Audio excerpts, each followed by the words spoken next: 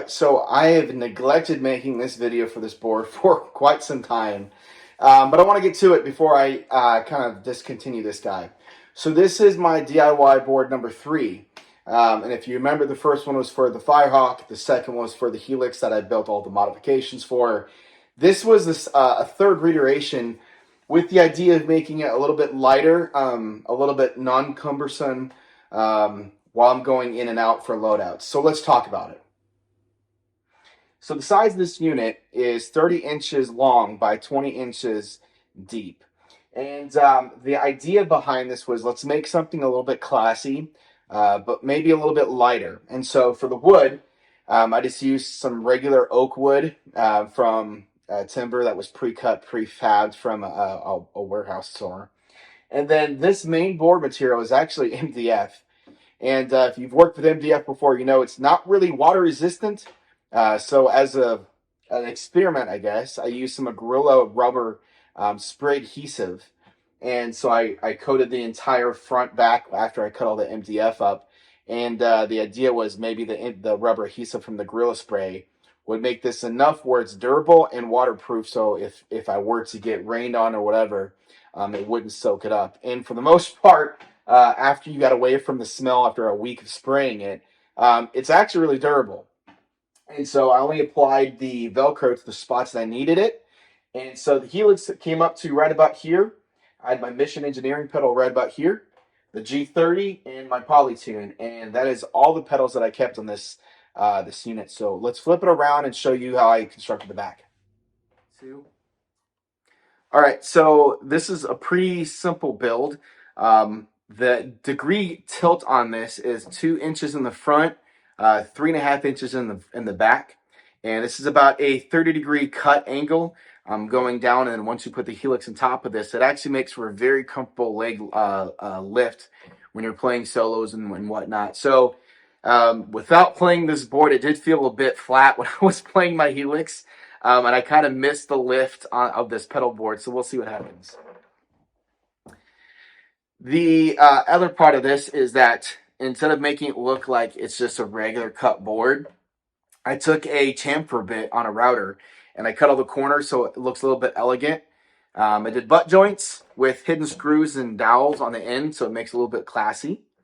And of course, I transferred my wire harness from Pedalboard's West Coast Pedalboards and put that in here as well. Now that I'm using the Furman, it's not quite a necessity to have this, but I'm going to keep the rig, and if I want to use it somewhere else, maybe I want to build a smaller pedal board for whatever the reason, I have the extra weight. So let's flip this on the back, and let's see what that looks like. So when you're making supports, you got to have to think about the amount of weight you're putting on the board, whether you're just tapping on it, or whether you're leaning on it for wah or volume. So I wanted to not use a tremendous amount of screws to add weight. And so all of these pieces of wood are still MDF, believe it or not. It's all cut to fit. And then the other parts of this is the adhering. So I used some super heavy medium volume CA glue. And everything on all the supports are held together by CA glue. And this thing held some force, because let me tell you what, I put it on it. The main thing to think about is where the actual Helix is going to be resting on. So I wanted to support exactly where my foot would be on. So the main two back here are where the volume pedal weight is really at. And so I put main two supports. And then these in between and top and bottoms are just to hold the pedal board into place and for some skeleton bones. And then, of course, I added some extra spots where I was going to put the foot pedals. These are custom order foot pedals from Amazon, just regular pedal board type of mounts, and they are fantastic. Never came off. I highly recommend them. The other thing to think about when I was making this is I don't want to do some crazy fiasco with cutting holes and routing cables underneath some skeletons if I wanted to change something, which I found out I did when I made the first DIY board. So as a result, I made all these shallow cuts. The Voodoo power supply fits in the back, and then all of the cables route right over the skeleton. So if I need to change a wire, if I want to route something different, I don't have to disassemble anything. It's a matter of just taking off some of these. I did have to learn on this one how to make some Deutsch connectors. As a result, of putting the Voodoo power supply so far away from the main harness that I got that was manufactured. As a result, I had to buy a Deutsch connector assembly kit. Not only the crimper, but I had to buy the electrical connectors. And now I can make my own Deutsch connectors. And I will tell you right now, it's stupid easy. And I might just make Deutsch connectors for just about everything.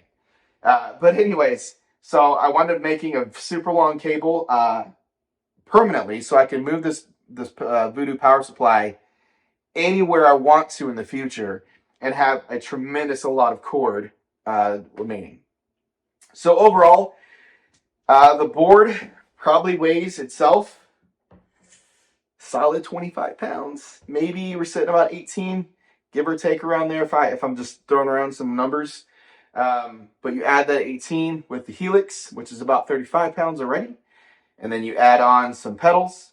The board gets pretty heavy, over 40 pounds really, really quick. You lug that in and out, and you're kind of wrestling getting it out of a truck.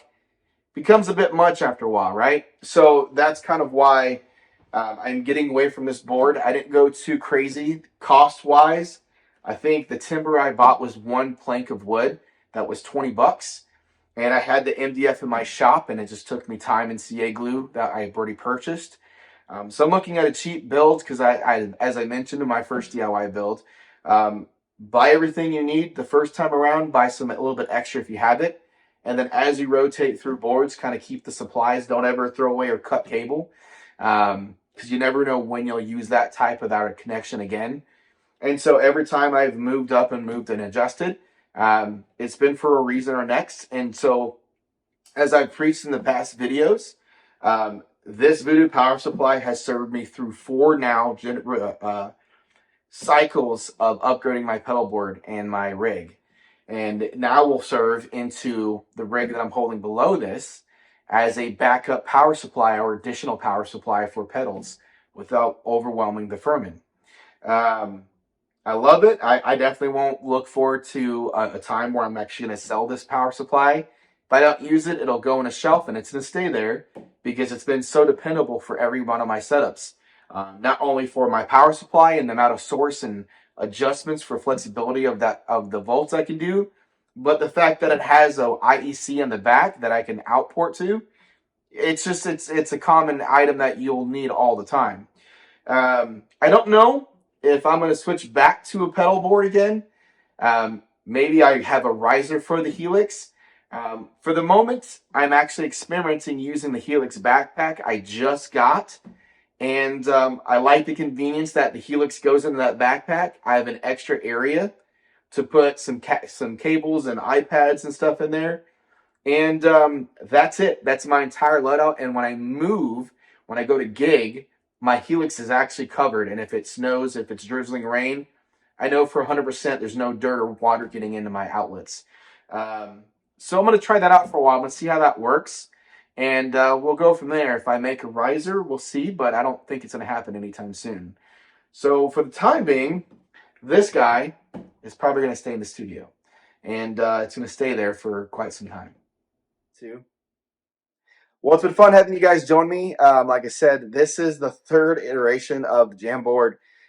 It's been fun building them, I can't lie. And every time I've made it, it's been a next step up from where I learned the next time. So if you're interested in building a pedal board, my best suggestion is just start. Start with what you have. It doesn't matter if it's a piece of board in your garage and you put Velcro down. That's step number 1. And then you go from there.